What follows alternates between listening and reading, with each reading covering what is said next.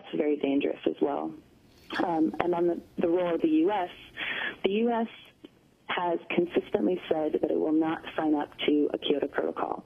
This is the only legally binding instrument that we have to address climate change, and the U.S. is refusing to cooperate with the rest of the world. There was a compromise struck 3 years ago in Bali in which the U.S. agreed to take comparable action under the convention. Instead of negotiating in good faith and attempting to take on comparable action, they have instead advocated very forcefully for this approach, which is called a pledge and review paradigm, where countries merely pledge their domestic action.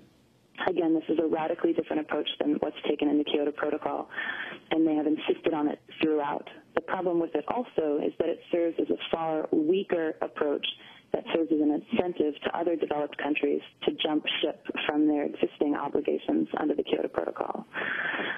Taken the pledge and review approach alongside the WikiLeaks article and what else we know about the United States, I think it's been very difficult for the rest of the world to consider that the United States is negotiating in good faith here in the negotiations. I have one last question. We only have 30 seconds for you both to answer. Start with Andrew Light. Does this mean the end of Kyoto, the only binding treaty for the industrialized world, which is the emitter of the greatest amount of greenhouse gases?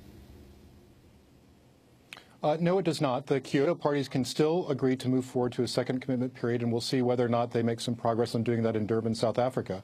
The U.S. has said consistently that it will sign on to a legally binding treaty as long as it is reciprocal, in this case meaning that China, India, and the other largest emitters in the developing world also sign on. If those countries don't sign on to binding emission targets, then we will not solve this problem at all. Currently, the Kyoto parties only account for some 30% of global emissions. And so that's how we need to move forward, is get a binding treaty with all the major emitters. Kate Horner, 10 seconds.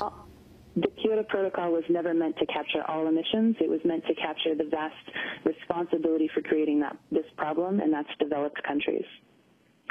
This is extreme blow to the Kyoto Protocol, but the question will be for the next year whether countries can again focus on their legally binding obligations under the Kyoto Protocol. We will leave it there. The UN Climate Change Summit next year is in Durban, South Africa. Kate Horner, Friends of the Earth, Andrew Light of Center for American Progress, thanks so much for being with us. This is Democracy Now! When we come back, you'll hear the voices from the summit. Stay with us.